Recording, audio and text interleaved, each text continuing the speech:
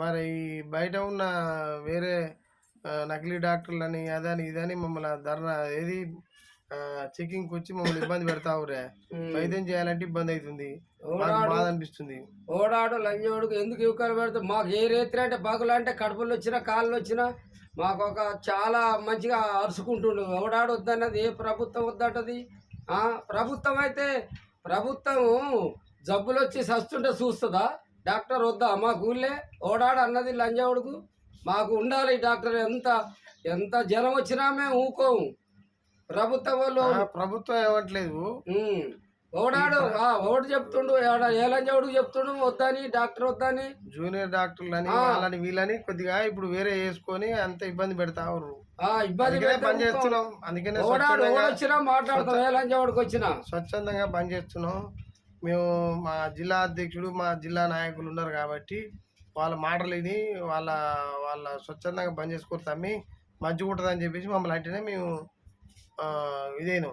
అందుకనే ఇంతవరకు అంగి కూడా వేసుకోలే, చాలా చేసి కూర్చున్నా. ఇప్పుడు ఒకటే, ఇప్పుడు నాకు కడపలో వస్తుంది, చాలా ఇబ్బందిగా ఉంది. నేను సూర్యాపేట పోవాలా, ఎక్కడ పోవాలి ఇప్పుడు? ఈ డాక్టర్ గవర్నమెంట్ హాస్పిటల్ గవర్నమెంట్ అక్కడికి పోయే వరకే ఇప్పుడు అది చాలా ఇబ్బందిగా ఉంది. నాకు పోయేంత పరిస్థితి కూడా లేదు, బాట లేదు, ఓ రోడ్డు లేదు. మేము ఎట్లా పోవాలి? సావాలా బతకాలా? మేము ఊళ్ళే మంచి సౌకర్యమైన డాక్టర్ ఉన్నాడు మాకు. ఇప్పుడు నీకు వైద్యం చేస్తా, నీకు వైద్యం చేస్తున్నప్పుడు వాళ్ళు వచ్చి నన్ను పట్టుకుంటారు. నన్ను పట్టుకుంటే నాకు 3 ఏళ్ళు జైలు శిక్ష రాస్తారు.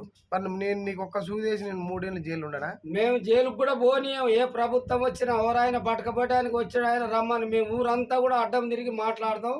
మాకు ఉండాలి డాక్టర్ అని చెప్తాం. ఎవరు వచ్చినా కానీ ఏ ప్రభుత్వం వచ్చినా ఎవడు వచ్చినా వద్దనే అటువంటి పరిస్థితి ఎందుకు వచ్చింది? ఇన్నాళ్ళ నుంచి లేనిది. ఇన్నాళ్ళ నుంచి ఎంత 22 ఏళ్ళ నుంచి వచ్చిండు. ఇంత మంచిగా ఉంటుండు మా ఊళ్ళే. ఓడాడు వద్దనేది. వద్దంటే మాత్రం మేము ఊరంతా కూడా పోనీయం. మేము ఏ ప్రభుత్వం వచ్చినా మాట్లాడతాం. ప్రభుత్వం మాకు సహకరిస్తుంది కానీ ఇప్పుడున్న ఏఎన్ఎంసీ అని చెప్పేసి ఎన్ఎంసీ అనేది ఒకటి కొత్తగా ట్రూప్ తయారయ్యారు. వాళ్ళు వచ్చి చెకింగ్ చేస్తారు. ఆ చెకింగ్ వల్ల మేము వైద్యం చేయదలుచుకోలేదు. మా జిల్లా నాయకులు కానీ మా నాయకులు, మా మండల నాయకులు, మా జోనల్ నాయకులు మమ్మల్ని వద్దంటే ఆగినాం. అందుకనే వైద్యం ఇవాళ చేయదలుచుకోలేదు. నీకు కడుపు నొప్పి లేస్తే అవసరమైతే నేను బండి మీద తీసుకుపోయి గవర్నమెంట్ హాస్పిటల్ పెడతా కానీ నేను ఇప్పుడు వైద్యం చేయదలుచుకోలేను. ఎందుకంటే నన్ను ఇప్పుడు నిన్ను చూసుకొని నా పొట్ట మీద నేను కొట్టుకోనా? నా భార్య పిల్లలు మీ అంతా నేను జైలు పోతే వాళ్ళు ఎట్ట బతుకుతారు చెప్పు? నువ్వే చెప్పు. మరి ఇప్పుడు నువ్వు ఒక రేత్రి ఆ రేత్రి వచ్చినప్పుడు ఆ గవర్నమెంట్ డాక్టర్లు ఉండరు, వాళ్ళు డ్యూటీ అయిపోతుంది. అప్పుడు ఎక్కడ పోవాలి? మేము సావాలా బతకాలా? అప్పుడు మరి అదే ఇప్పుడు నువ్వు మరి నీ కడుపు నొప్పి లేచింది కాబట్టి నువ్వు అడిగితీవి.